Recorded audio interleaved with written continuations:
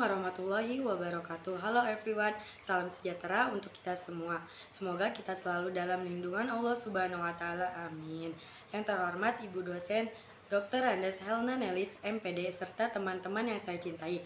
Perkenalkan, nama saya Rahma Nurul Wahidah dengan nomor NIM 231270054 dari jurusan Tarbiyah dan Keguruan, Prodi BKBI. Izinkan saya untuk mempresentasikan mata kuliah Sejarah Peradaban Islam.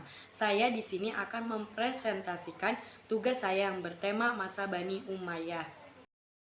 Pendahuluan pengertian Bani Umayyah, Khalifah masa dinastis Bani Umayyah, kejayaan dan keberhasilan Bani Umayyah, kemunduran dinasti Bani Umayyah.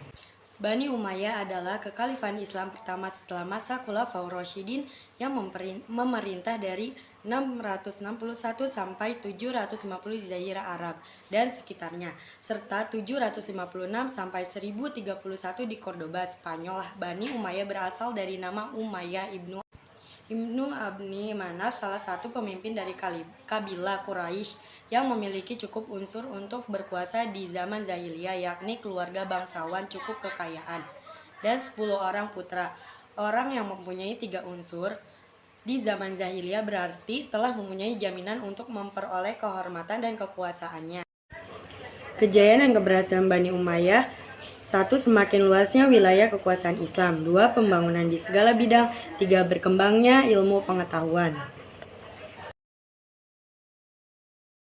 Masa kejayaan Bani Umayyah. Pada masa Walid bin Abdul Malik, Bani Umayyah mengalami masa kejayaan. Kemajuan yang dicapai pada masa Bani Umayyah di bawah pemerintah Walid dapat dilihat pada beberapa bidang sebagai berikut. Meluasnya wilayah kekhalifahan sejak awal pemerintahannya. Khalifah Walid bin Abdul Malik telah melakukan berbagai upaya perluasan wilayah. Keberhasilan ekspansi wilayah Walid bin Abdul Malik didukung oleh keberadaan beberapa panglima perang yang cakap, seperti Qutaibah bin Muslim, Muhammad bin Al-Qasim, dan Musa bin Nusair. Musa bin Nusair menyerang serta menaklukkan Aljazair dan Maroko, yang mengangkat Tariq bin Ziyad untuk memerintah daerah tersebut. Wilayah kekuasaan pada masa Bani Umayyah. Pada masa Muawiyah bin Abu Sufyan, perluasan wilayah yang terhenti pada masa Khalifah Utsman bin Affan dan Ali bin Abi Thalib dilanjutkan kembali. Dimulai dengan menaklukkan Tunisia, kemudian ekspansi ke sebelah timur dengan menguasai daerah Khurasan sampai ke Sungai Oxu dan Afghanistan sampai ke Kabul. Sedangkan angkatan lautnya telah mulai melakukan serangan-serangan ke ibu kota Bizantium, Konstantinopel.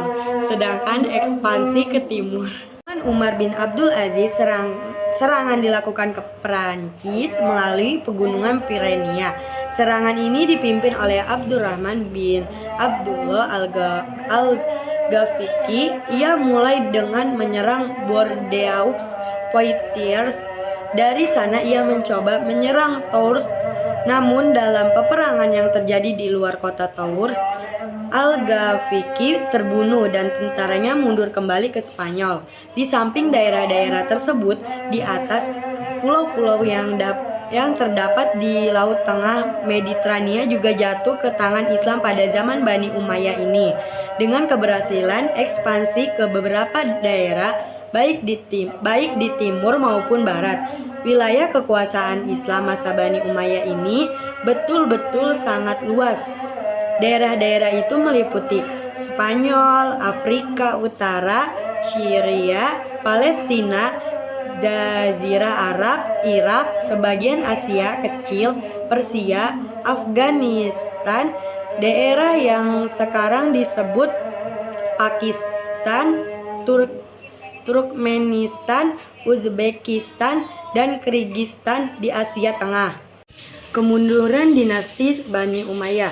Terbunuhnya Marwan oleh tentara Bani Abbasiyah pada 132 Hijriah atau 750 Masehi. Sistem pergantian khalifah yang menggunakan sistem warisan ternyata tidak dilakukan secara konsisten. Akibatnya menimbulkan persaingan yang tidak sehat di antaranya para anggota kerajaan. Munculnya beberapa kelompok yang merasa tidak setuju, tidak puas terhadap kepemimpinan Bani Umayyah. Bahkan sejak kekhalifahan ini berdiri, kelompok-kelompok tersebut antara lain kelompok Khawarij dan kelompok Mawali. Beberapa khalifah tidak mampu menyatukan perbedaan serta menyelesaikan pertentangan yang ada timbulnya. Pemberontakan-pemberontakan, gaya hidup bermewah-mewahan yang dijalani sebagai khalifah dan keluarganya, bangkitnya Bani Abbasiyah sebagai kekuatan baru. Cukup sekian presentasi saya untuk hari ini terkait Dinasti Umayyah berhasil melahirkan peradaban Islam yang luar biasa. Era dinasti Umayyah ini menjadi catatan sejarah Islam yang berhasil membuktikan kepada dunia bahwa kerajaan Islam mampu berdiri tegak dan bersaing dengan dua kerajaan besar non-Muslim, yaitu Persia dan Bizantium. Secara moralitas, politik dan moralitas keagamaan, dinasti Umayyah ini mengalami kebobrokan moralitas kecuali Umar bin Abdul Aziz. Tidak satu pun dari khalifah-khalifah dinasti Bani Umayyah ini yang mencontoh moralitas politik Rasulullah SAW kelak kebobrokannya. Saya Rahma Nurul Wahidah mengucapkan terima kasih banyak kepada Ibu dosen Dr. Randas Helna Nelis, MPD, yang sudah memberikan saya kesempatan untuk mempresentasikan tugas saya. Cukup sekian dari saya, kurang lebihnya mohon maaf. Wabillahi taufiq wal hidayah. Wassalamualaikum warahmatullahi wabarakatuh.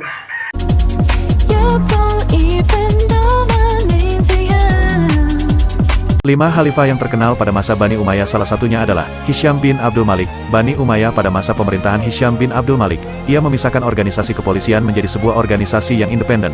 Mulanya, organisasi tersebut masih bagian dari organisasi kehakiman. Adapun tugas dari organisasi kepolisian pada masa Hisyam hampir serupa dengan tugas dari para tentara, karena ia membentuk Nidam al-Ahdas. Wallahu alam.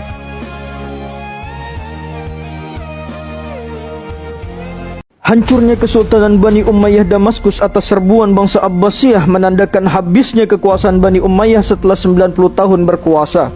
Khalifah baru dari dinasti Abbasiyah yang bernama Abu As-Saffah memerintahkan kepada Abdullah bin Ali Al-Abbas untuk memburu dan membunuh seluruh keturunan Umayyah yang masih tersisa demi menekan pemberontakan.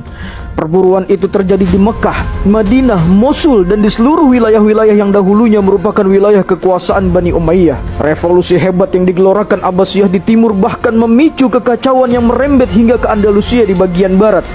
Para gubernur wilayah di Andalusia yang sebelumnya berada di bawah kekuasaan Umayyah berusaha mengambil keuntungan dari situasi politik yang kacau dengan saling merebut kekuasaan.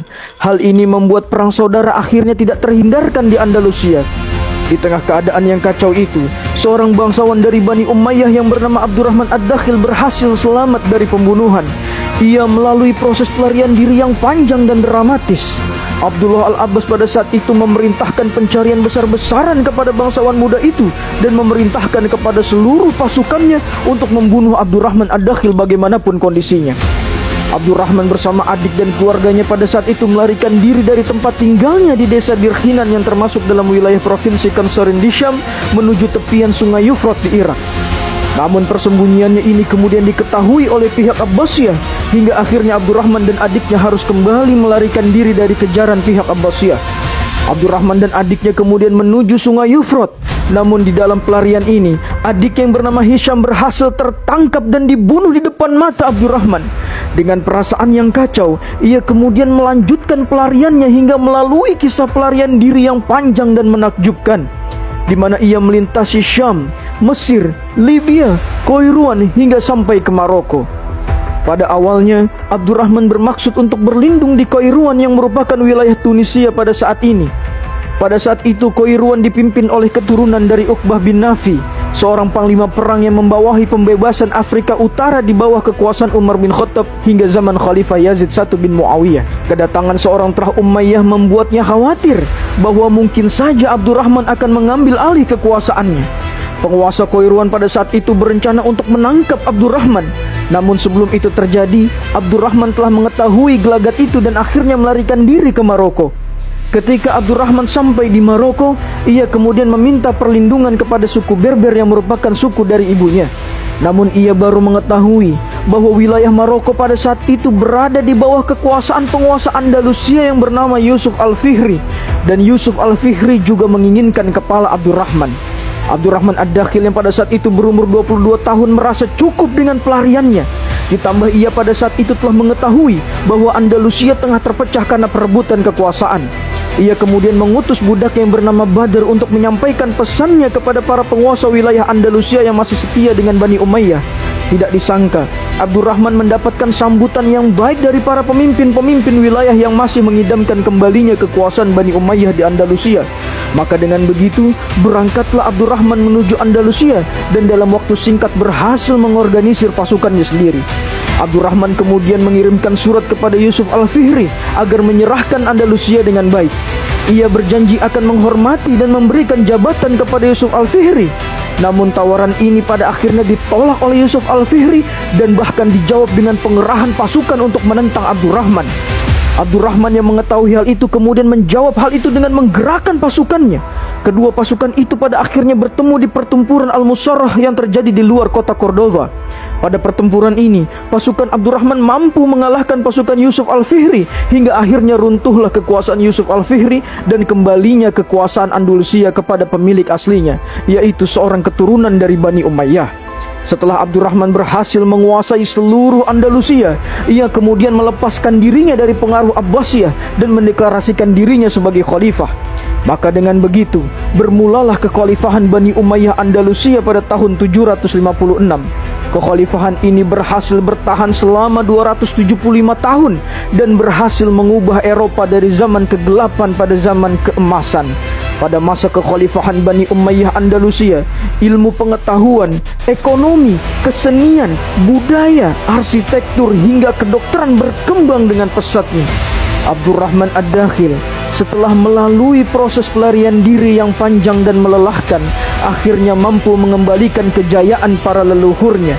Dan bukan hanya itu saja, ia juga telah berhasil meluaskan pengaruh dan kejayaan Islam yang gemilang hingga sampai ke Eropa.